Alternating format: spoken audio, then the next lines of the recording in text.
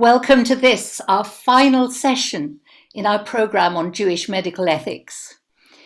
We've come on a long journey in our 6 weeks together, and I'd like today to go back to that initial question that we had at the first session, just because we can, should we? That's certainly pertinent to our subject today, that of assisted dying.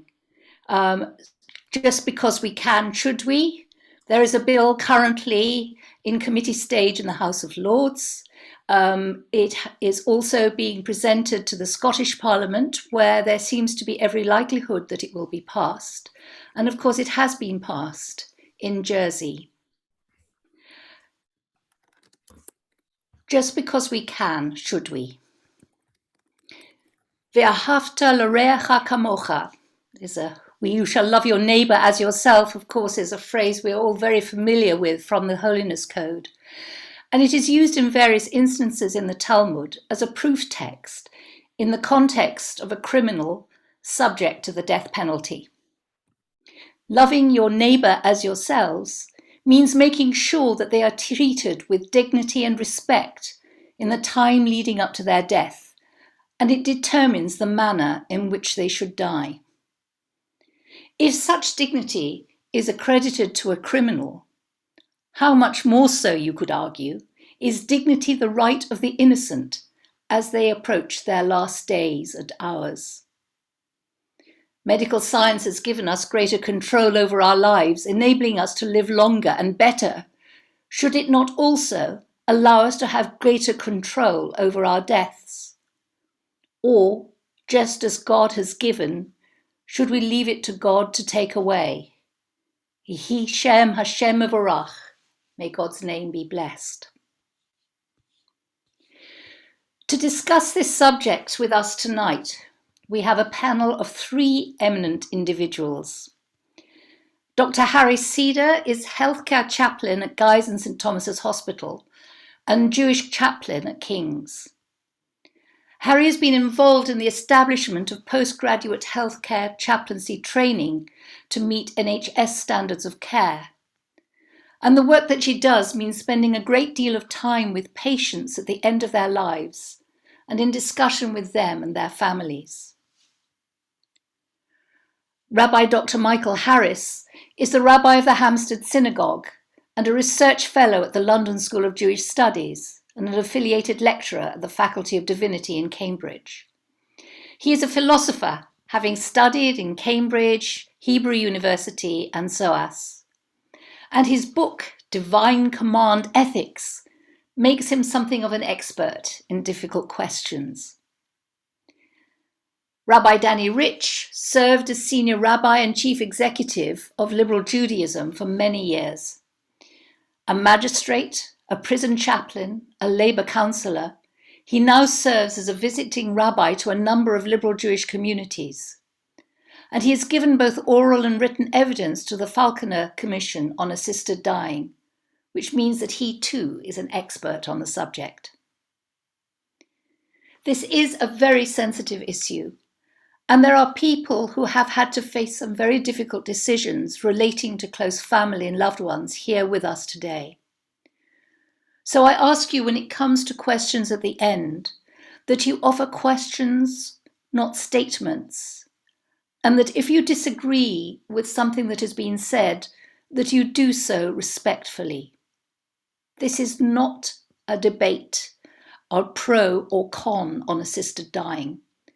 Rather, it is a chance to look at traditional and not so traditional Jewish responses to the question of the choices that we have and the choices that we all have to make. As always, we ask you to write your question in the chat, and as time allows, we will ask you to unmute and ask your question to the panel. So, we will begin with Rabbi Dr. Michael Harris. If we can have you spotlighted, if you'd like to start us off.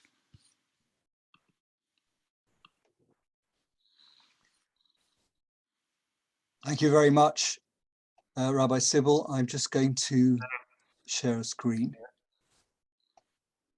Is everyone able to hear me okay? Good. So once again, Rabbi Sybil, thank you very much for your introduction, which was very gracious and over generous in two respects. One is that I had the privilege of teaching in the Divinity faculty in Cambridge as an affiliated lecturer for a decade, but I don't any longer, and just doing pure research now at LSJS and the Central European University. And more relevant to tonight, I'm certainly not an expert on this topic of assisted dying. A lot of my academic work has been in ethics and the interface of ethics with Jewish tradition, but perhaps at a more general level.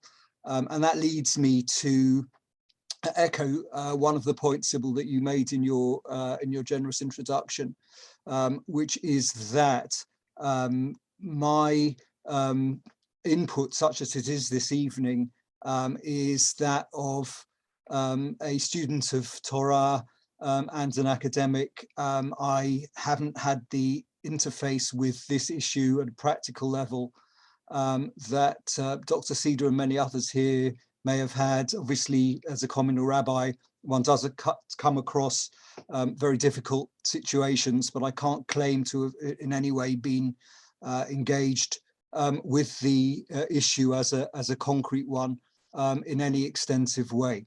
So I want to preface anything I say, which is really abstract, by saying that I deeply acknowledge that this is a very, very difficult, very, very sensitive issue.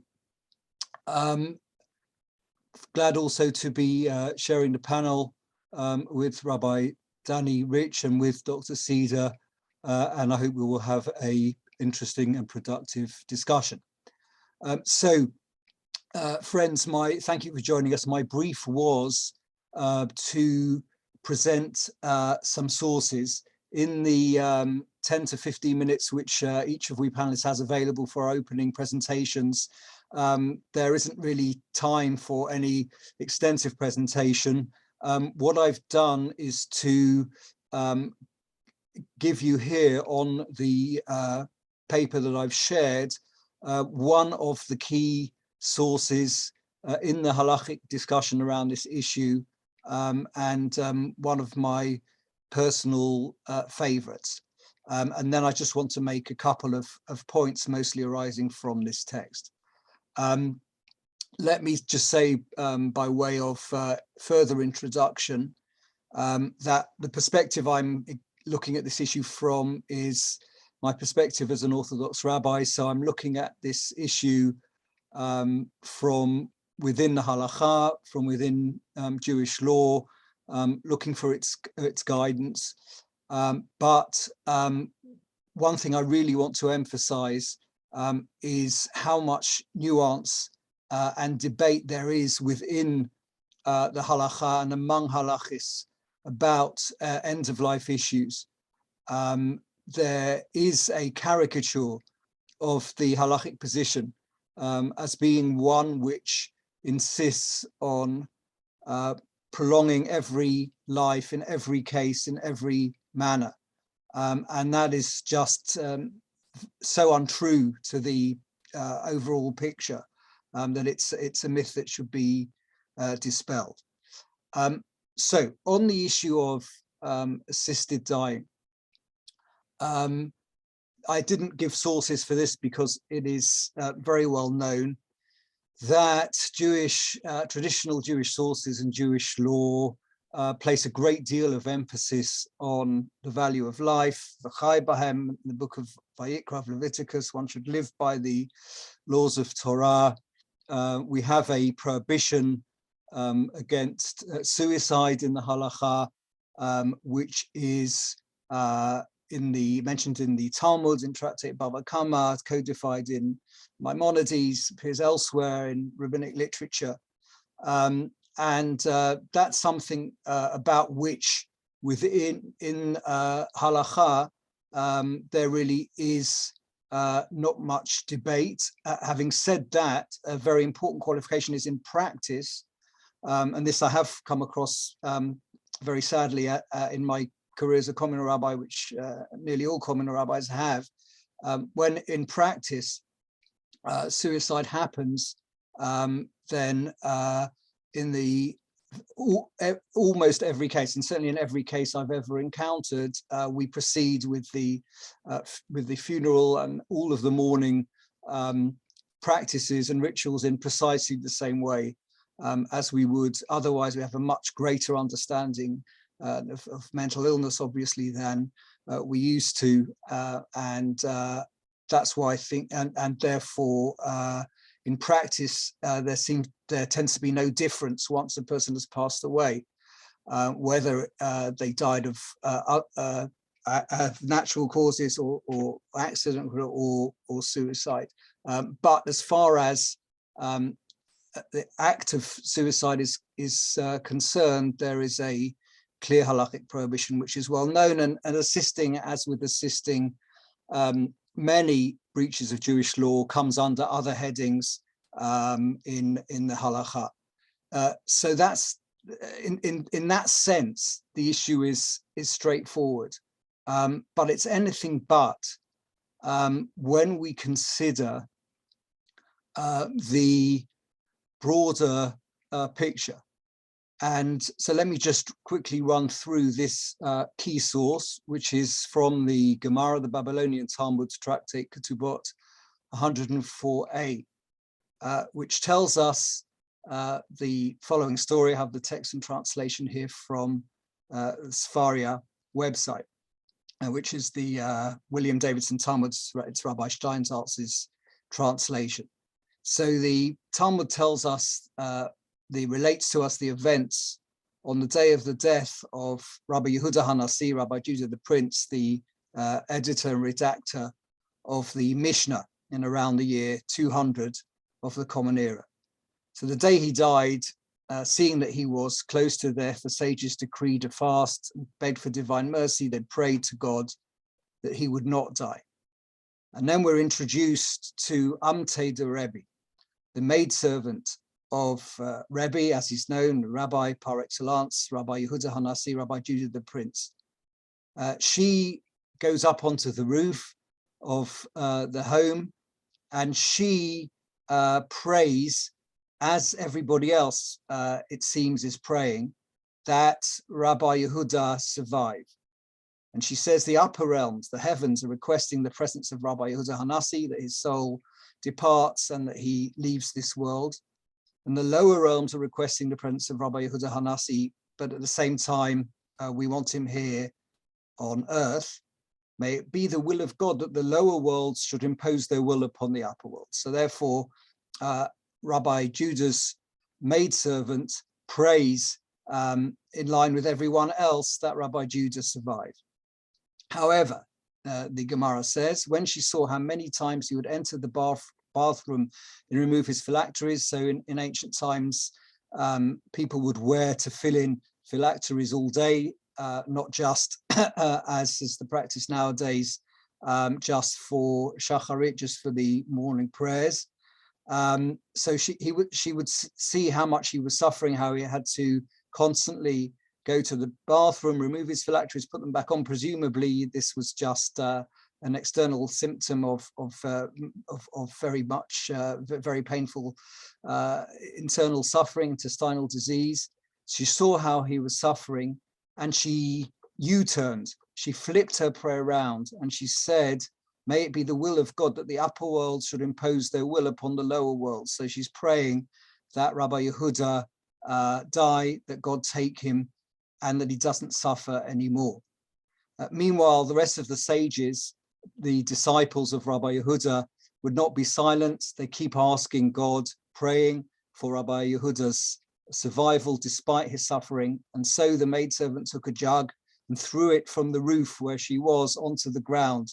Due to the sudden noise, the sages, the disciples, were momentarily silent and refrained from begging for mercy. They stopped the prayer.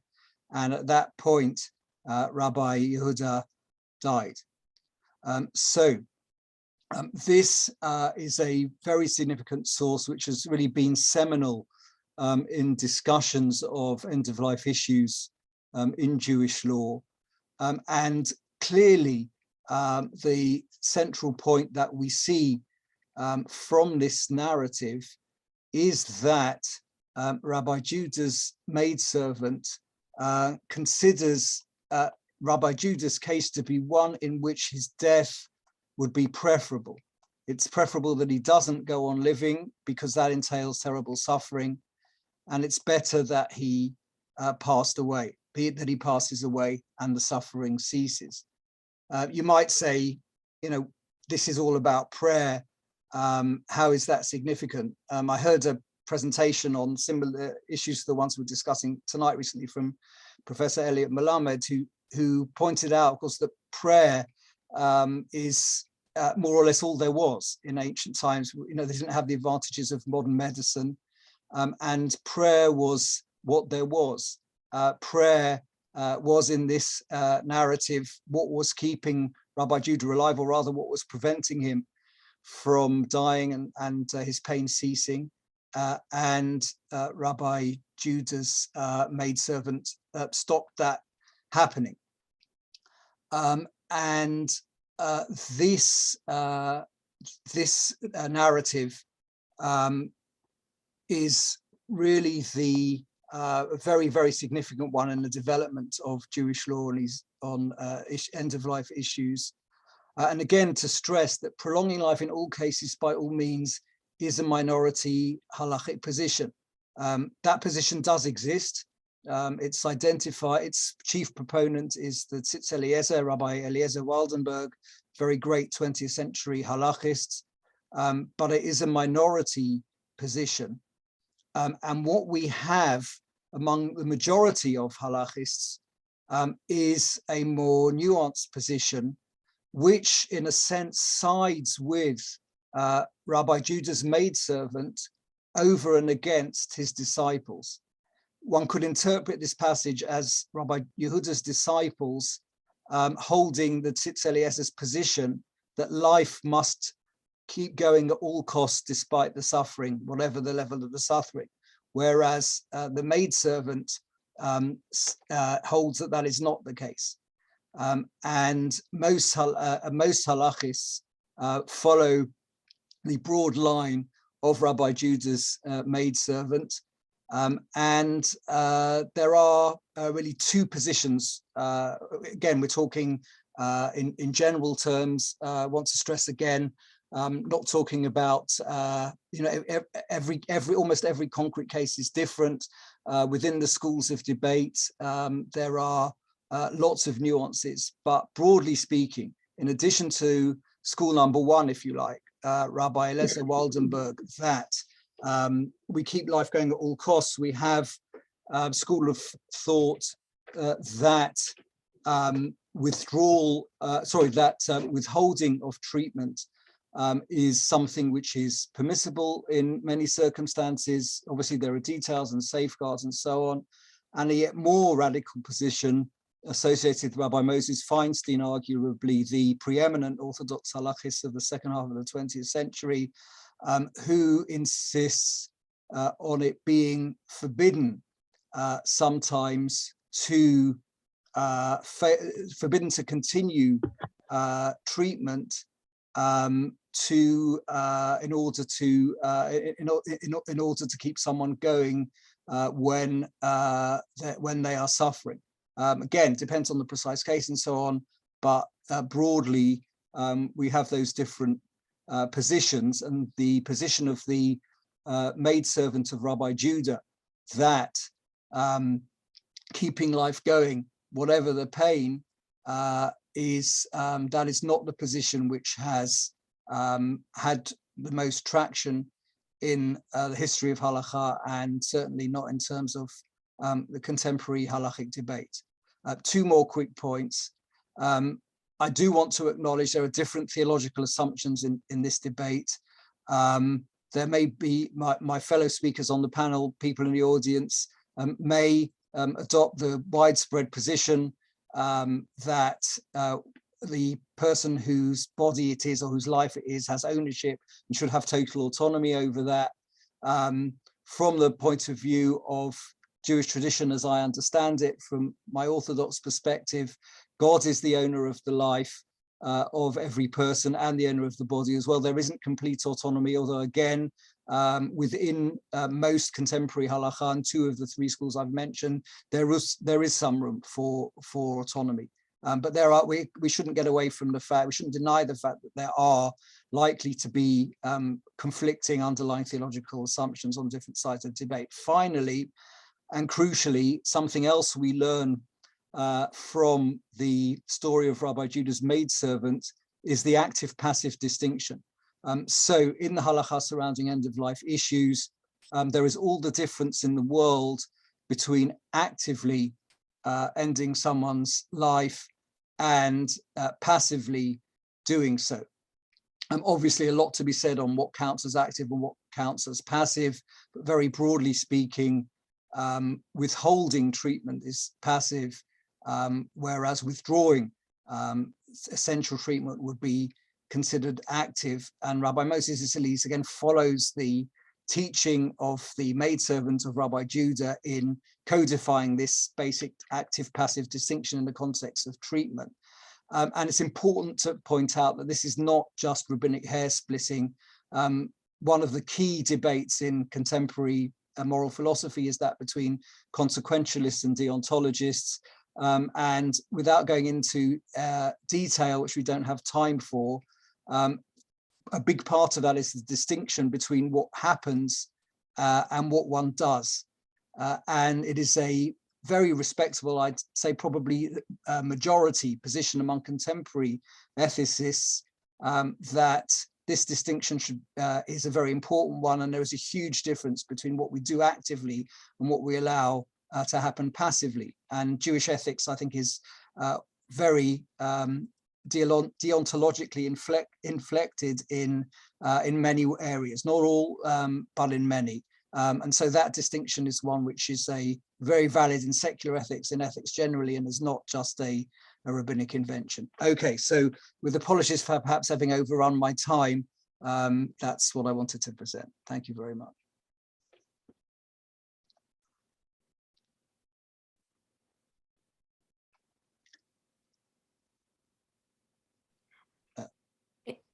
If you just like to stop sharing your screen. Yeah, sorry. It's all right. Thank you very much.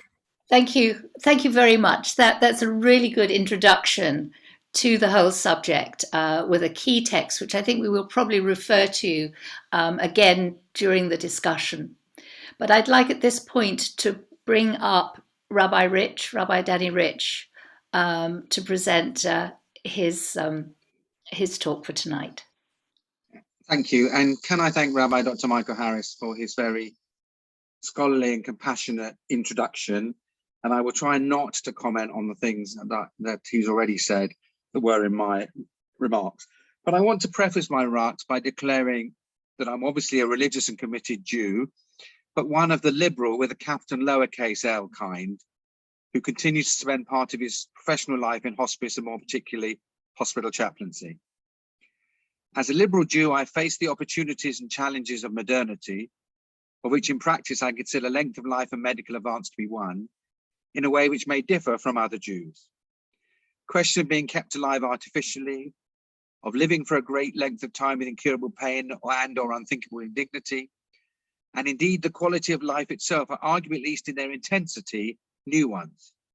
And whilst I look to my tradition, Judaism, for insight, even inspiration, I may have to concede that the definitive response is not forthcoming, particularly because of the debate and nuance that's already been referred to, or that my conclusion differs from the traditional interpretation of Jewish religious literature and or from the decisions of my spiritual ancestors who sought to discern God's will in this and all matters.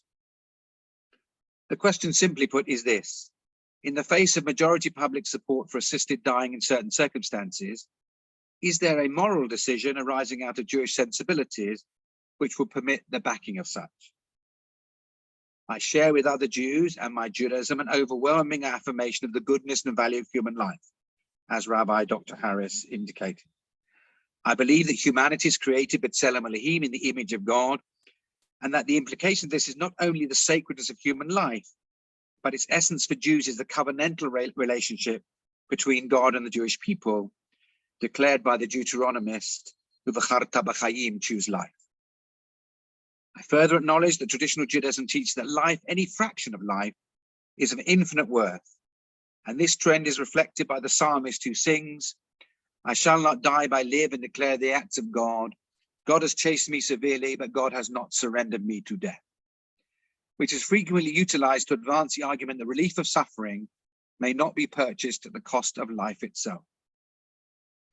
Nevertheless, Judaism, in spite of its, as Rabbi Dr. Michael Harris said, I would say general disapproval of suicide, endorses the concept of Kiddush Hashem, martyrdom, in extreme and exceptional circumstances. Whilst I'm not convinced that martyrdom is an early Jewish or biblical idea, rabbinic tradition developed the concept from a verse in Deuteronomy, where it is implied that one who commits a wrong under duress is not liable. Thus, there is no condemnation of those Jewish martyrs, of whom there are many, who gave their lives to avoid the commission of murder, public idolatry, or sexual wrong.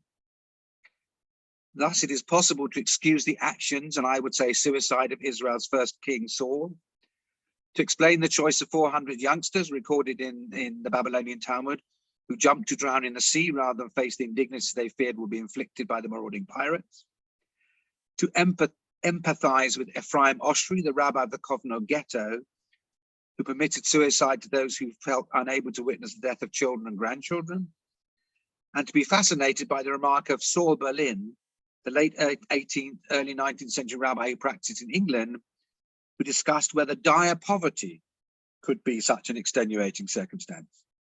Probably falsely, by the way, he attributed this view to a 13th century scholar. I've not yet mentioned the yielding or taking of life in war or punishment, both of which were known to Jewish antiquity. Forms of martyrdom allied with punishment and war should, I suggest, give us pause for thought. In spite of all that I have just said, I want to repeat that I am in accord with Judaism as an overwhelming, life-affirming philosophy. I do, however, want to return to the verse I cited earlier, and which is often quoted at me.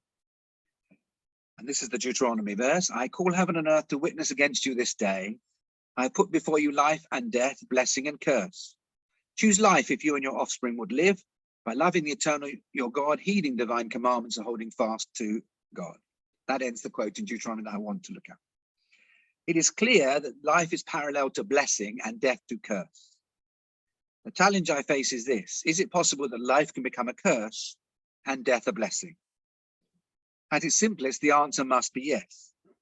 Martyrdom, heroism in the face of the enemy, and more prosaically, if I see a child in the path of an ongoing lorry and calculate that I can save the child at the expense of my own life, I could give further examples. Further, the purpose of Jewish life is also attested to in the Deuteronomy verses: to love God, obey divine commandments, and cleave. Can it ever be that a faithful person, overwhelmed by unbearable pain and indignity, might best serve God by seeking to end one's life? Added to which, it does seem to me that the Hebrew God of justice and mercy might have a view that in the case of a person suffering extreme pain and indignity, there is no great wrong in ending one's life, and doing so, if necessary, with assistance. I am, of course, and I won't go into this in great detail, reminded of that faithful maidservant that Rabbi Dr. Harris introduced us to, and simply note that she's not condemned in Jewish tradition. Now, I no doubt we'll have more debate about passive and active, but I just note that. In the time allotted to me, I've not been able to comment upon that distinction between active and passive, nor have I spoken in any detail about the fears, necessary conditions and experiences in other countries, which should rightly accompany and might inform any discussion of assisted dying. I will end with this thought, which of course Rabbi Sybil Sheridan took out of the wind out of my sails with her introduction, when she talked about effectively the rabbinic Hebrew term mita yafa, a beautiful death. Because as she indicated in the Talmud, and discusses the case of a man who is convicted of a capital crime and is to be stoned to death. The Talmud advocates, I quote, choose for him an easy death or a beautiful death, which at the very least involves minimal humiliation.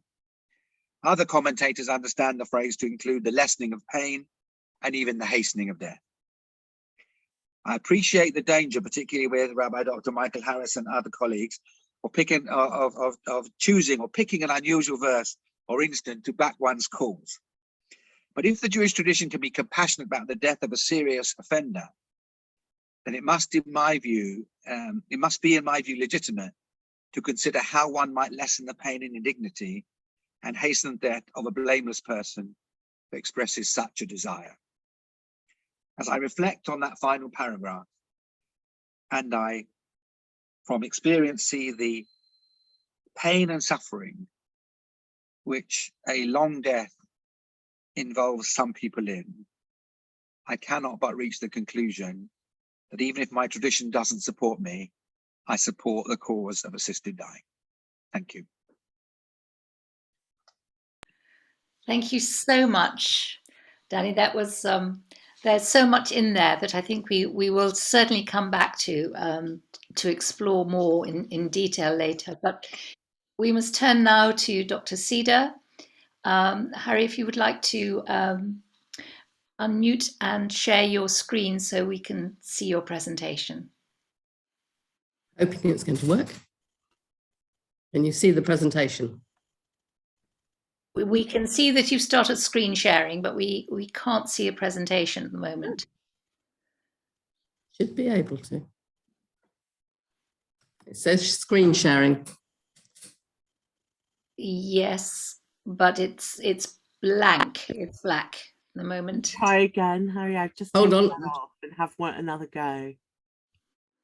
Have another go, should I? Yeah. Yes. Okay. Let's see. I've just gone and closed it by mistake. Sorry, I've gone and closed the wrong one. Just a second, it doesn't want to come up. Yeah. I'll see if it will open now. I can see you. You can see me, but you can't see the screen. The screen. I'm trying to share the screen. Hold on. Screen share. Just a second. Doesn't want to do it. So just talk. I did send you the slides just in case. Yes, I can share them if that's easier, but there should just, if you choose the window that you would like to share. I'm trying. I think if you go ahead, that would work. I can do it, and then if you just tell me when you want to change the slide. Okay, so I give in because it doesn't want to do it. All right. So Emma, if you would like to share your screen with the presentation. I'm not co-host, that's why. It's not. I have given you permissions. It's not that. It's not there. It's not there. Yeah, we can see it now. So. Okay. So hello, I'm Harrie Cedar, and I come from a background which is currently as a chaplain, but I also come from a background which is in stem cell sciences and academia. So I'm taking a very different view because I knew I was going to have two people, one quoting some Babylonian sources, I guessed, and Rabbi Danny Rich taking a slightly different view. So I knew I was going to get Hebrew sources. So I thought I would go back into what we're talking about from a more secular side to see if it fits in with Jewish feelings about death, dying. So I'm going to start off with next slide, please. I'm going to do a little bit of biology first, because I think that is a bit that most people miss when they're having these discussions. And I've written a textbook which even has in the last chapter a chapter called Dying. So I know slightly a bit about dying. Death has four main causes. I don't think I can make this work. So yes, infections, which used to be, we always used to say, oh, it's a third world problem. And now with COVID, we've realized it's not, it's microbes. And for those that don't believe me, microbes are at the top of the food chain, not us. It's something that most people just don't get, but they are at the top of the food chain. The second thing is trauma. And trauma is because we all day long are in what's called homeostasis when we're healthy. If you get too hot, you cool yourself down. And if you get too cool, you warm yourself up.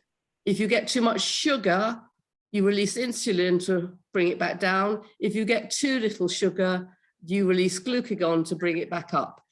All time, you are in homeostasis. That's what health is about. Trauma makes it go too far and you can't bring it back down. And that's when you need help.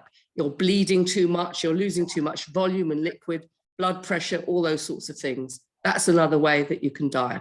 The third way is a mismatch, homeostatic mismatch between making cells and losing cells. All day long, you're losing cells. Most of the stuff that you vacuum up in your house is you. You're losing cells, you're making cells. It's sort of like being young again. You keep making new cells. But if you make more cells than you need, you regenerate too much, you end up with things like cancer. And the fourth way that most of us will go through, if please God we live long enough, is degenerative disorders. We lose cells greater than we make them, and we end up with too few cells to keep us going. And there's also disorders of that. So that's the main ways you die. Next bit of slide, please. Stem cells is where I come from. I was interested in degenerative disorders, restoring them. People who have things like Parkinson's disorders that want extra basal ganglia cells, or diabetes, for example, they're losing beta pancreatic cells. We wanted to grow them and restore them. Of course, in health, we've also gone into improvements, such as sports doping is an improvement, making you better than you really are. Breast implants are an improvement, making you better than you are. And then we started, once we opened up the gates to stem cell research, and I was an embryonic stem cell researcher, we started into that whole genetic cloning and a whole load of other things, and it became something else. Where do you draw the line? And my 19th century intellectual history professor would always say, whatever argument you have, take it to its most extreme or logical conclusion to see how far you will go, because we all draw a line somewhere. What meats we'll eat, what food we'll eat, we draw a line somewhere. And so you have to know whether you're willing to go that far. And I wasn't willing to go that far and left stem cell research. Next slide, please. Healthy aging is what most of us think we're going to have. We don't want to age, but if we're going to have healthy aging, that's the way to go. I'm not convinced that I want to fade gradually all at once. Maybe it's easier if something goes wrong, but that's what we all want. And it's unhealthy aging that we're really talking about in these sorts of bills where we get ill beyond what we can repair. Next slide, please. And can you click one more time because it hasn't come up there. Thank you. So there are bills in other jurisdictions and they're talking about terminal illness. And they're talking about death expected within 6 months or within 12 months. Some of them have got a 12-month thing. Some of them have got no prognosis for terminal illness. You've got to be in end of life. End of life and terminal illness are two different things. And I think that's one of the problems we have. The next slide, please. Next bit, sorry. Ours doesn't talk about serious and incurable illness, the bill that we're looking at. It's just terminal illness. But I can't see how they can unravel those two, serious and incurable illnesses, and where they'll draw the line, because there are serious and incurable illnesses that people live with for a long time, such as diabetes, and it can actually develop and get worse. You can lose sight and various things like that. And also disability. And I don't know where you're going to draw quality of life terms. The next bit, next click. The other jurisdictions also have unbearable physical or mental suffering. And I know that the major cause of death of young men between the age of 25 and 40 is suicide. And I think there's something wrong with us, that we have a society where that happens, and we should be fixing it. Next slide, please. The UK bill is just about terminal illness. You actually have to be defined as somebody who's terminally ill. You've been diagnosed by a medical practitioner, and you've got a progressive condition which can't be reversed by a treatment.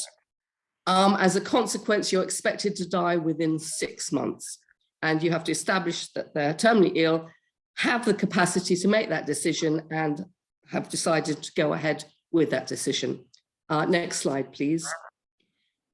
The doctor's role in this, because I think you should know who these people are, they're not anonymous people. They are preparing the medicines for self-administration by that person. They also can prepare a medical device which enables the person to self-administer the medicine. This is not a passive thing, this is quite an active thing. What worries me is it also has the thing that they can assist the person to ingest or otherwise self-administer the medicine. And that is a very active form, that is not a passive form. Obviously, the decision to self-administer is taken by the patient, but if they're not capable of doing it, then suddenly the doctor comes along. You're always meant to do it. Next slide, please. The legal ramifications, I think, are going to be horrendous, and that's where ideas of halacha come in. The doctor's allowed to refuse to do this under conscientious objection, but we are paying in this country for an NHS, and the patient's rights and the patient services and the patient saying what they want might outweigh the doctor's feelings and values and beliefs. And I can hear what will come if doctors don't do what patients want them to do. The next bit, on the death certificate, it will say assisted suicide, and there will be a lot of people that don't want that on their death certificate, just like as we heard in the first talk, that people fudge these moments because people don't want to know that's how it happened. And the third bit, the investigation, you have to counsel somebody and make sure they're of sound mind. However, of course, the families might feel quite differently afterwards. What the patient wants and what the families want may differ, and that could be a problem. And I can hear the legal ramifications. We've had that with quite a few cases, such as the Priory is being sued by somebody who was allowed to transgender and has now said they shouldn't have been allowed to. So there will be these ramifications. Next slide, please. I'm just warning you about what's coming. So very briefly, I'm going to whiz through some ideas that have come from a paper that happened in New Zealand about euthanasia, as they call it, or assisted dying, as we want to call it. About the different themes that have come up in this paper that I think we have to look at if we're being ethical about this. Next slide, please. Clinical medical intervention. Next bit, please. We think of medicine as saving life, and we have a whole thing in Judaism, of course, about pikur nefesh, but actually we're really delaying death. Of course, we're all terminal, we're all going to die. And what medicine does is delay death. And I think that's something you should think about when you are asking them to switch over from delaying death to assisting death. Next bit, please. Quality of life. Is terminal illness necessarily a poor quality of life? No, not necessarily. Who defines quality of life, and what does it say about a society and diversity if we can't have people at different sorts of qualities of life?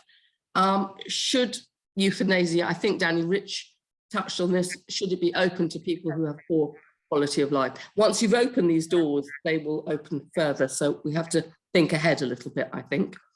The next bit, please. What I call capital punishment, that, oh, whoops, we killed the wrong person moment. How do we know that a terminally ill person that wants to die today may not have changed their mind if they were alive tomorrow? There is that as well. Nature takes a course, but how, if we intervene, are we actually doing something that maybe they would have pondered over and changed, or they might be under pressure not to change their mind? And so that's also a problem I think we have to think about. Next part, please. Informed consent. We're rubbish at informed consent. We are waved papers in front of us in hospitals quite often, and the experience of most patients is they don't really know how informed they were, and they say, yes, doctor, you make that decision. We're rubbish at statistics as well. We think when we say 70% of people will get this, we're always in the 30% that won't. So we're not very good at being able to understand that and to think about individual outcomes as opposed to statistical outcomes. The next bit, final bit. Also, people want holistic medicine. And I think this is medicalizing us. We become a medical problem, we become incurable. And I don't think that's a great way to go, to say that that's us. Next slide, please. These are some quotes from the New Zealand people who had a social media thing set up. And these are some of the things I pulled off. The far left have valid skepticism about whether the ability of wealthier people to access better healthcare could result in a disproportionate number of poorer people electing to end their lives. I think that's a very telling and rather scary scenario that goes against all Jewish ethics, I would have thought, but will come across with us. One of the problems they were saying in New Zealand is the well-off, highly educated group do not live in the real world of most New Zealanders, where mental health challenges are common and elder abuse by grown-up children is rife. Therefore, they cannot conceive of any abuse happening, but it will if this bill becomes law. Not sure it's so true here, but I think we have to be aware of these things. I'm sure all of it's covered in the Talmud.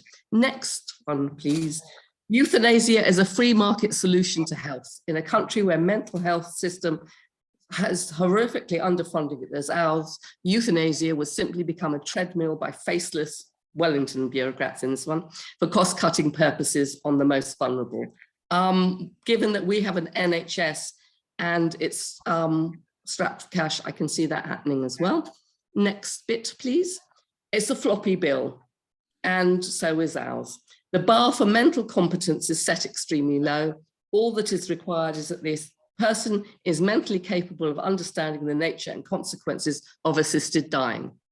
To be blunt, this person says, the first part means that the person understands the doctor will be authorized to kill them, and that once this is done, that they will be dead.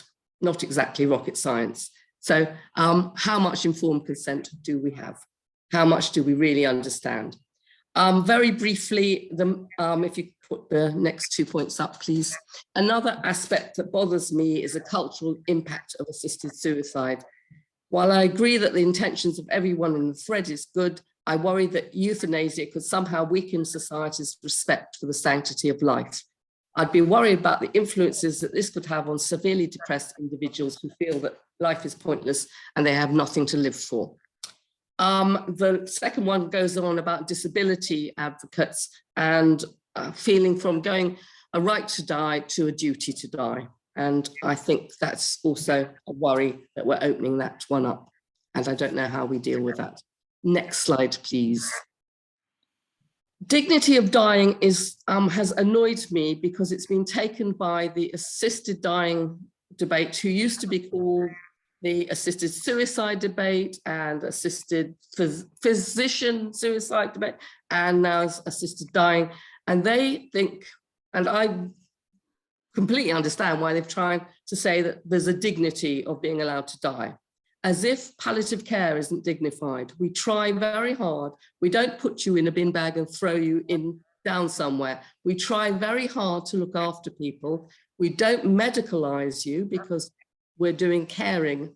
We're not curing you because we know that we can't, but there's a whole caring regime that goes on. And there's a huge difference between terminal illness and end-of-life care anyway. And I think that the dignity of dying actually rests with the palliative care team, not the people who are into assisted dying. Next slide, please. It's an ownership thing. I think most of us are worried about suffering and we're scared about pain. And so this study from Norway looked at how often does refractory suffering, which is suffering due to symptoms that cannot be adequately controlled, occur at the end of life in modern palliative care, and therefore should euthanasia be offered. And it's very rare, and with palliative sedation, the symptoms can be nearly always controlled. The problem is the organization of palliative care. And if this is true that it's very rare, they say that it weakens the argument for legislation of assisted dying, and that the study points to several areas in which palliative care can be improved. I think it's very important to improve palliative care, not have this other solution. Next slide, please. My experience to end with. Terminally ill and end of life is very different. Terminally ill, you can be terminally ill for a very, very long time. And a lot of people have terminal illnesses which are not debilitating. They can still have their life. It's end of life care is a different thing. When you, in Jewish term, is called Gues, you're not going to come back from that situation. And if you've ever sat with people at end of life, you know that they're in end of life, and it's a very different experience. And it's a quite different. Next bit, please. It's a very rare demand at present, so I'm not sure why we're opening something that could go so many ways for something that is so not a big demand at the moment. Will we increase the demand? I don't know. Next bit, please. Most of us, I'd say, are just scared of the end of life stages, and I've sat with quite a lot of people at end of life stages, and the care and the attention and the dignity that they get in hospitals, and hospitals are not set up for this. Hospitals are set up to prevent death, not to aid dying, but they are very, very well cared for. Next slide, please. Pain relief and dignity are a huge part of palliative care, and they're not a huge part of euthanasia, of course, because you're removing the pain relief and the dignity, they're just dying. So I think the argument has been spun the other way, and that's not fair. Next, I think there's a deflection. I think you would spend a lot of time thinking about when you're going to die, rather than being in the present and living, which is what I do as a chaplain, is to try to remind people that they're not just their illness, they are also a human being, and they have family and children, all these things around them, and they shouldn't just be thinking about the day of their death. Next bit, please. Euthanasia and assisted death medicalizes death and commodifies health and life and death. Everything's become a business opportunity because, of course, it won't be done in hospitals in the end. It will have to be set up in particular places, separate places, and that will be a business, believe me. Next slide, please. We humans have barely evolved biologically since we got here, so we're not going to stop dying and getting ill and aging. Next couple of bits, please. Perhaps we need to change our attitude to aging, illness, and dying. Next bit. Change our service provision for mental health, disability, and palliative care. And care costs. Euthanasia doesn't really, but care costs a lot of money. And I think we need to put more into care and care of people than other solutions to make them pain-free and have very, very worthy lives. Next, final slide. My summary. I think the bill is very floppy on consent. And on administration, how it's administered and who has to do it. And therefore, there will be a huge legal fallout. I think there's muddled thinking between terminal illness, suffering, and end of life. I think we're opening the next gate to where do you draw the line? Because I've seen it in stem cell research. I can see it happening here. In suffering, mental anguish, quality of life, disability, these are the next steps. I think there's huge health inequalities here and elsewhere, and I think we will be better addressing those. I think there'll be a lot of peer pressure and family pressure and that feeling of duty. I think we're medicalizing death, and we're devaluing the entire human and reducing them to a biological fault. You're ill, that's it. There's nothing more to you. That's my talk. Thank you so much, Harrie. That's a real, you've certainly, I think, thrown down the gauntlet in a sense, and really challenged the whole perception there. So we've had three very different presentations here. Rabbi Michael presented us with the key text within Judaism on which so much of this discussion is founded. Rabbi Danny really spoke very much from his own experience in seeing the suffering of individuals. And of course, Dr. Harrie here has presented actually the bill as it is currently presented to us, and shown where she sees the weaknesses within the actual bill itself. So they're three very different areas to look at. But I'd like to start by asking you a few questions before we open it out to everyone else. I'd like to ask you each individually what is a good life and what is a beautiful death? Those are the traditional sort of views that we are given within Jewish tradition. I mean, how would you personally define a good life and a beautiful death? Rabbi Michael, can I start with you? How would you define that? Gosh, obviously a huge question, Rabbi Sybil, but I think good life is one in which one is able to bring blessing to the lives of other people, and in which one is able to serve God, I would say, from a traditional point of view, in which one is able to fulfill one's own God-given gifts and talents in a way which serves God, in a way which brings blessing. So I think that all of those are components of a good life. No doubt not the only components, but some of them.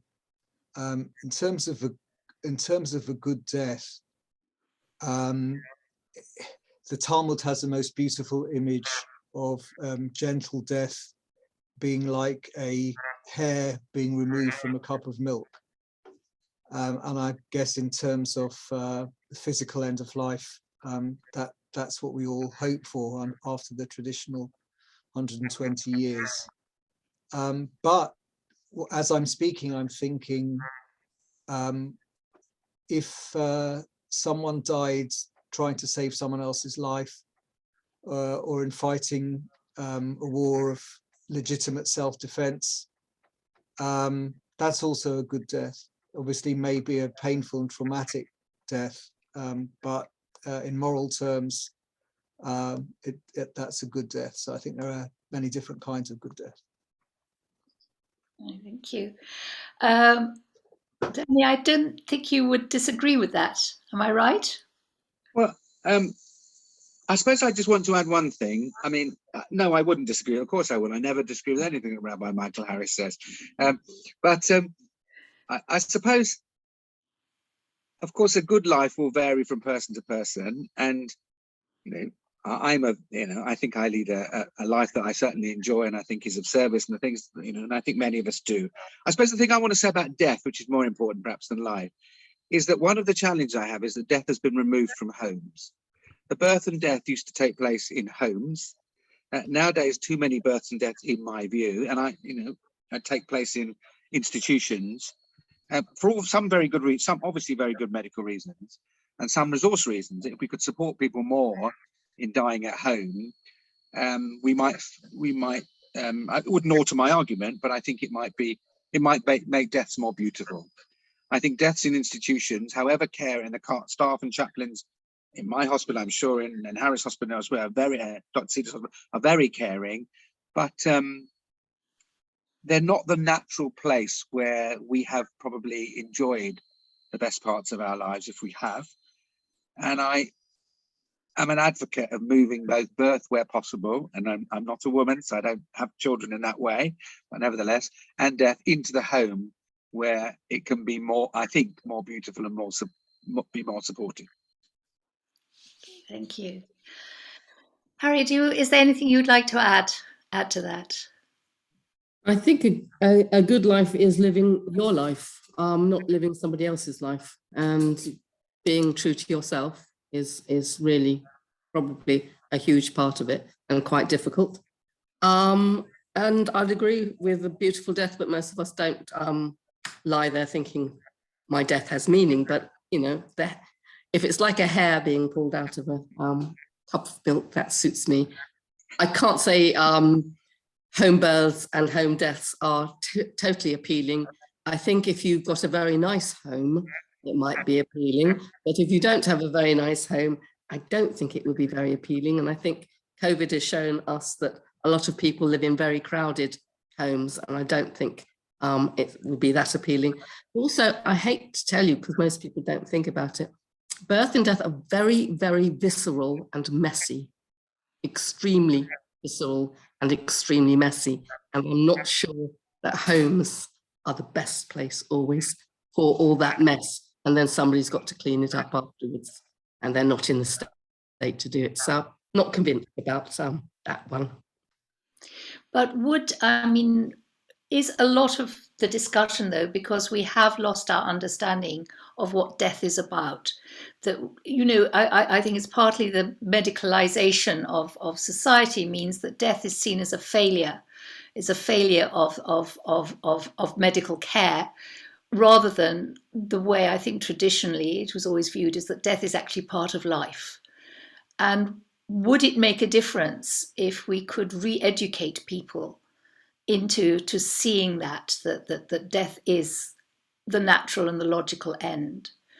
Or is it, in fact, the fear of death that is actually producing this desire? I think, Danny, I think you're probably the person to answer that. Well, I think one of the big challenges, and here we are talking about death. In reality, most people don't talk about death. I mean, the biggest problem that I think we do actually have, and I mean, I'm happy to be corrected, but it seems to me, from my experience, is that most people don't want to talk about death. I know there's death cafes now and all sorts of things, but we chaplains end up talking about death with people who don't want it very often. They or their, I mean, it strikes me as remarkable. I mean, I talk regularly to my children. I mean, maybe they think I'm mad or obsessed, but both to my wife and my children, because I'm fascinated about the concept of my own death intellectually, but so we talk about it, and my kids have an idea of what I might want and what I don't want. Now, that may change and all of those things, etc. And I think if the bill does nothing, if the bill were to do nothing else, but not force, because you can't force people, but encourage and nurture the talking about death, that would be an achievement in itself. So I think the biggest challenge we all have, whether we support or don't support what we feel about it, is that majority of our people that I come across, and I may be wrong, I think, don't really think about and talk about death as part of life, about anything at all. They just don't talk about it.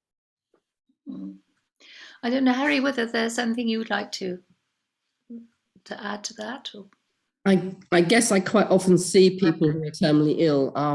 My special area is the oncology wards, and so a lot of them do know and want to talk about it and feel a relief about talking about it, because they can't talk about it in front of their families, because they're trying to protect their families so much. And that's a big problem, because they can't have their own death. They're having their family's version to protect their family. And that's a big problem that we try to address. But yes, I agree that we should talk about it more. We run a thing called death cafes, where we actually do get people around and talk about death and dying. We haven't done them for a while, but they are quite popular. Mm-hmm. Yeah. I don't know, Rabbi Michael, you say anything you would like to? Maybe just to add one footnote, which is I agree with Rabbi Danny, Dr. Harrie, about what they've said about the great reluctance to among many people to confront the reality of death, but maybe there is something, we don't want to lose life affirming this, and maybe part of that reluctance comes from the feeling that life is so short and so precious that we don't want to overly focus on, even in, we all know in Jewish circles, even life after death is not something that we focus on very much, because there's so much to do in the here and now. So I see both sides of it. I do see that sometimes people being unwilling to talk about death and dying and their wishes is a disadvantage. On the other hand, I think some of that reluctance comes from a good place, from a life-affirming place. But would we able, and the question is whether it's possible to make death and dying and aging, as Harrie indicated earlier in her presentation, a part of life. Whether that would, I mean, I hear the danger, but whether or not, if we made it a part of life from a very young age, the problem is by the time Harrie and I are dealing with them in hospitals, they're already facing death. So, and that doesn't mean we shouldn't do it. And we do, I mean, chaplaincies did, I think, do superb work in that area. But much earlier on, if it were a part of life that we discussed, as some people discuss having grandchildren and, you know, all the other things of life that happen on the journey, whatever those are, I just wonder whether we might be able to find a way, sounds a bit crude really, of making death more life affirming, if you understand what I mean. You know, it sounds an odd thing to say, but I think you understand the sense of what I'm saying. I mean, I think, you know, the Kaddish is a very good example of that. I mean, you know, if you look at the wording of the Kaddish, that's precisely maybe that's the way we should be viewing death is through those words. I'd like to, Rabbi Michael, I'd like to ask you, one of the things is this whole question of individual choice. You did allude to this, you know, what rights do we have over our own bodies? I wonder if you can expand a little bit more on that from this traditional perspective. Yes, so my understanding is from a traditional perspective, ultimately the ownership of our body and of our life is God's, and we are stewards over it, and we have responsibilities, but that goes along with obviously with some measure of autonomy, and also obviously a great deal of freedom. You know, no one is for many people in many circumstances, how they control aspects of their health is a matter of their control of diet and exercise and so on. Of course, that's not always the case, but for many people in many sets of circumstances, it is. So we have a lot of God-given control over that and responsibility. And I think there's obviously a measure of autonomy, but and indeed, as I mentioned earlier, Rabbi Moses Feinstein, who is on the lenient side when we're talking about what we call in halacha chayei sha'ah, temporary life, which all halachis, nearly all halachis define as someone expected to die within 12 months. That's very close to one of the definitions that Harrie gave us. And in cases of there are cases of suffering in terminal illness where he allows autonomy, or in particular cases. So I think it's a complex picture, but ultimately the premise that one hears stated by some secular ethicists that a person's body is his or her own and their life is his or her own is one that my understanding is traditional Judaism doesn't accept, that ultimately they belong to God who gave them. Thank you. Rabbi Danny, have you any comment? Well, you know, given where we are, I think I would affirm a person's right to do, not to do as they would wish, which harms others, but the bottom line, because obviously every death has an impact on other people too. It's not only on the person who dies, the doctor, if we ask doctors to do things, other members of the family. But I just can't get round my head, I suppose is the answer, that we allow people in wheelchairs to throw them downstairs. I mean, I'm being a bit emotive from it, and there's a small number of cases, but people who, you know, we allow them to throw themselves downstairs because we know people won't assist them. You know, when they make these statements, I mean, just, you know, we allow people to do lots with their body except end it. You know, including all sorts of scientific inventions on fertility, on you know, trying to stop me eating chocolate because I'm a diabetic, all these things that we do to our bodies and that we get science to assist us. But come the last moment, you know, I mean, and I suppose I don't believe in physical, in my body continuing in any sense of the word. So I don't have an issue about my body. The question is whether I'm ending my spirit. If I take my life, am I ending my spirit? Would be the question I ask. And I suppose to the extent that I have any belief in something afterwards, I don't think I'm ending my spirit. I think I could end my life by terminating my body, if that's the right term, so excuse the term, but maintain who I am and what I am. So that's the answer I would give, I think. Okay, thank you. Thank you. I think at this point we should really open it up because there are a lot of questions coming through. I'd like to turn to Emma, please, who has been doing a great job actually in collecting all the questions as well. But Emma, please, I'd like you to ask the first question. Hi, thank you all for a really fascinating and respectful conversation. I just wanted to push a bit further on the point that Harrie made about duty of death, is I think how you phrased it, which I think is about people feeling that they're a burden and that they should end things quicker. And I was wondering if you could, say a bit more if you have experienced that kind of people expressing those ideas, and to anybody, if you think there's any way of sort of the provision to prevent that kind of thing happening, like to prevent the law being used in that way, if that makes any sense. I mean, I've had experience of people thinking that they're a waste of space and feeling suicidal and feeling that they're in the way of the family and financial burdens and things like that.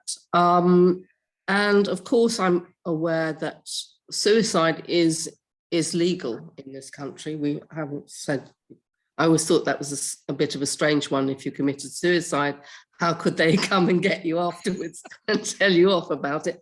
But, you know, I've known it is, I'm worried about state-sponsored versions of it. That's what really scares me, because there are so many conflicting issues in everybody's lives, and everybody talks about rights all the time, but I never know whose rights outweigh whose, and therefore I do worry about vulnerable people being sort of coerced. And much as we say, oh, this will be free and informed consent, you can see what free and informed consent looks like practically, and it wavers. I mean, we do things like withdraw treatment in, you know, terminally ill people that we know we can't cure, and we have a lot of problems in that area. Especially, I work in a hospital which has a huge, it's the second hugest children's hospital, and we get very, very sick children. We don't get just average children coming to us, and quite often, I mean, every week we have a child or baby death because they're seriously ill. And there's a whole ethics about, and we all have to sit down and discuss withholding treatment, what we're doing, because they're not going to get better and they're suffering. And the palliative care team will say, they're suffering, let us give them painkillers and allow them to die. They're not making up their mind for themselves because they're babies. And I worry about, well, we'll extend it into vulnerable people being also coerced. I have no problem with the ethics teams doing these things, but I do worry about vulnerable people and people feeling that they're a burden, and burden on family, burden on society. They'd be better off dead. I think we should. Yeah, that is the saddest thing that you ever see.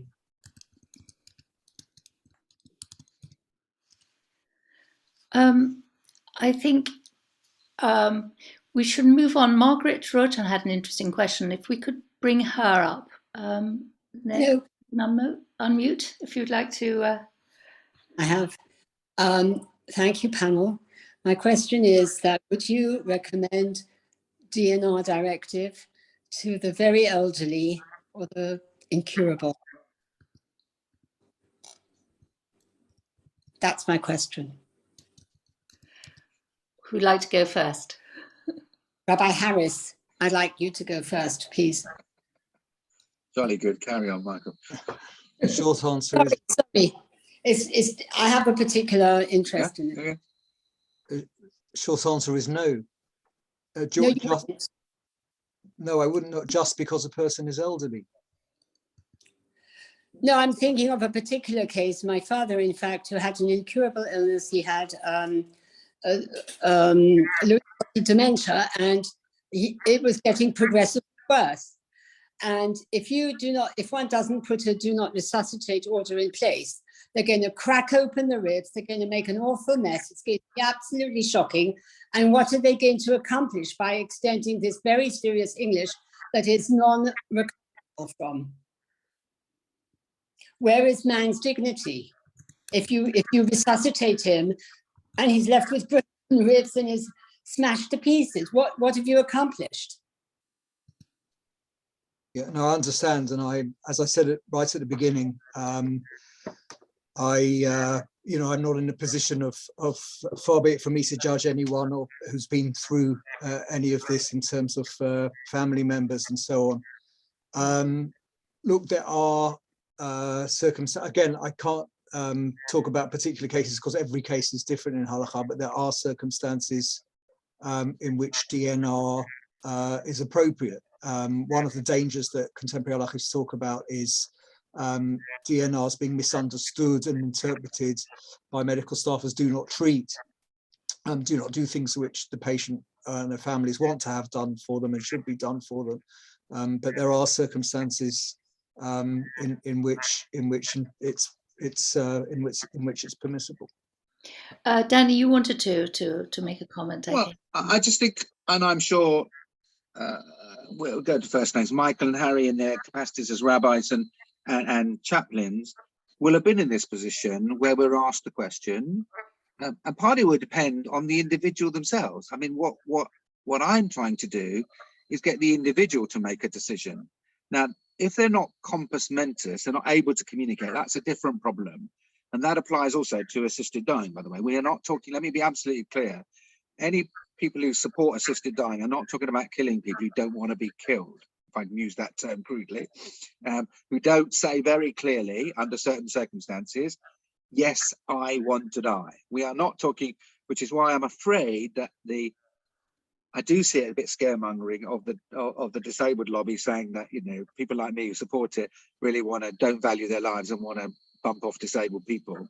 And that's not what I'm about. What I'm about is individuals who make a request under certain conditions, which seems logical and may even be, but anyway, that's so clearly in any case where somebody asks about DNR, I discuss it with the patient. I don't give them a view they should or shouldn't have it.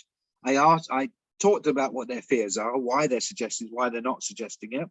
I try and get as much accurate information from the doctors as I can about whether it is true their ribs will be crushed or won't be crushed. And I think, you know, that might depend on the size of the patient, all sorts of, and how it's done, all sorts of things.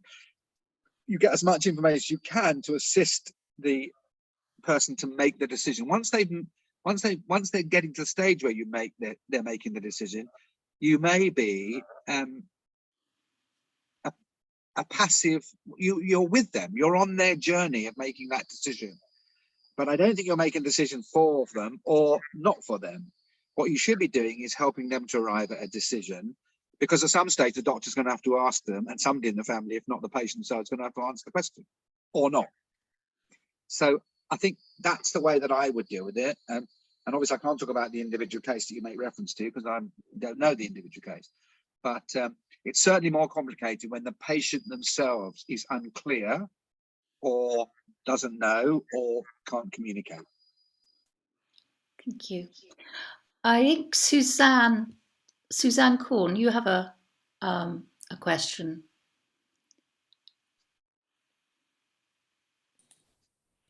Hi, everybody.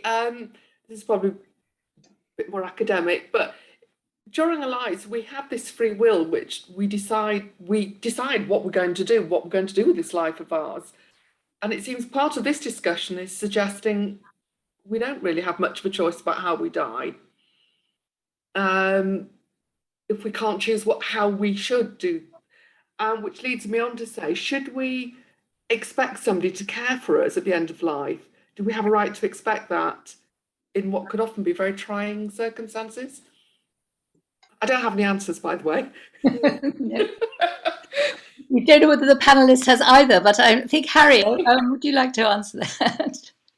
I think in a civilized society, we have the right to expect to be cared for. And that's why we pay our taxes. I care for people in my taxes who I don't have those people with those problems or whatever. And I am very, very happy to pay for those. It's one of the privileges I have of living in this society. So yes, I do think we have a duty of care. Do we have the right? I'm worried about the state legalized, medicalized, sponsored version of assisted dying as opposed to clinical decision not to resuscitate, which is taken when they know that they can't resuscitate them, and it will be a very bad outcome. And there's this problem of we no longer trust doctors, hence we had all that problem with the COVID thing. Do we trust the medical profession? And I always I've trained medical staff for most of my life. And I used to say, well, you don't have to come to hospital. If you're going to come to hospital, you have to realize that we're all trying to do our best. And it might not be perfect, but we're trying our best. And if you don't like what we're offering, then you do have alternatives. You have free will. You can go somewhere else. But I just worry about legislating something, state-sponsored versions of this as opposed to clinical ones. Okay, Danny is shaking his head vigorously. Well, I want to sort of try and disagree a little bit with Harrie, who, by the way, gave a very impressive presentation. I could have been persuaded against my previous, but I'm not.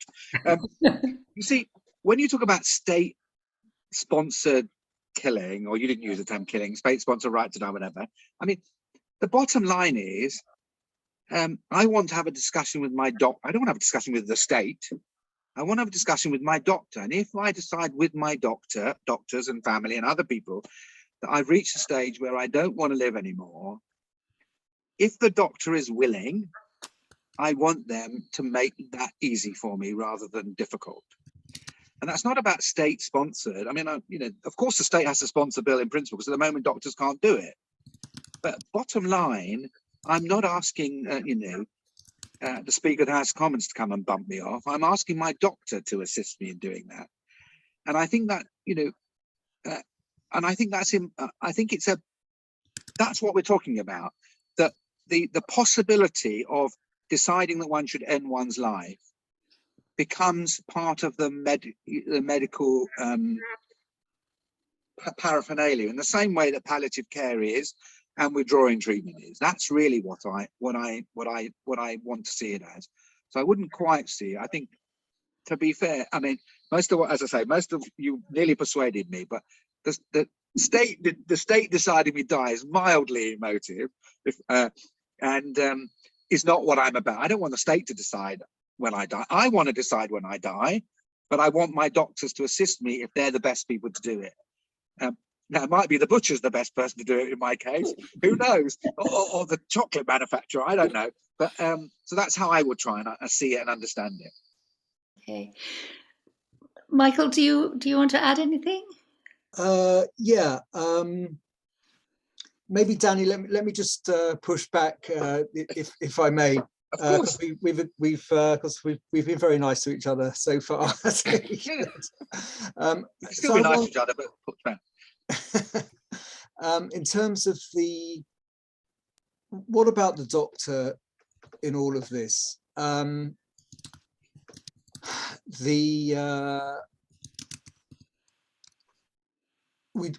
We train doctors to preserve life, to heal.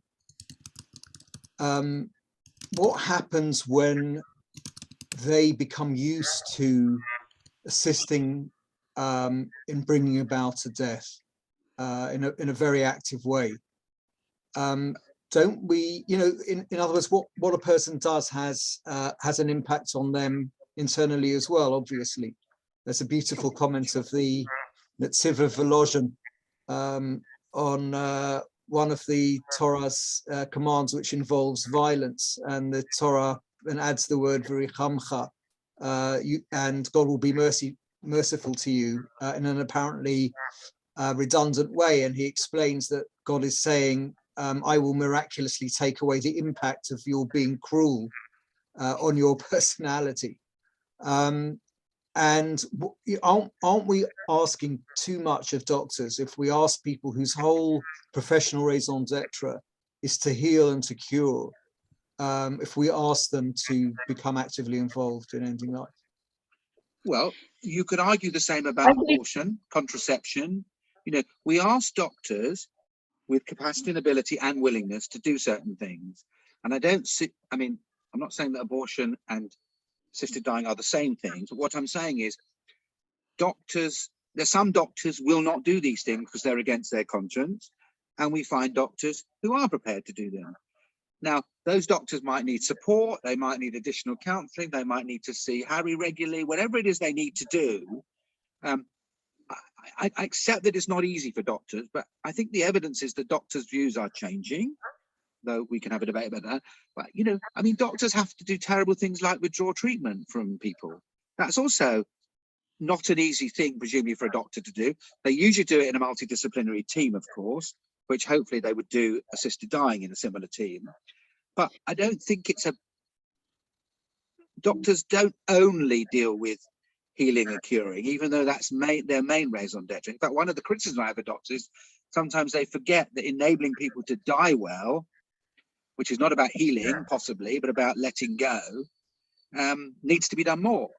So, Danny, I'm going to stop you there. I'm so sorry, because I can see we can argue this point, all evening, and certainly I would love to hear much more about the doctor's responsibility. I would like Harrie. I'd like just to hear once more from you on this subject, and then I think we're going to have to draw this to a close. So, I worry about this idea of dying well, as if all other forms of dying are dying badly, and I think the assisted dying debate has grabbed that I'm dying well and everybody else is having a miserable and horrible death. And I don't believe that for an instance. I'm also worried about rights, the right to die.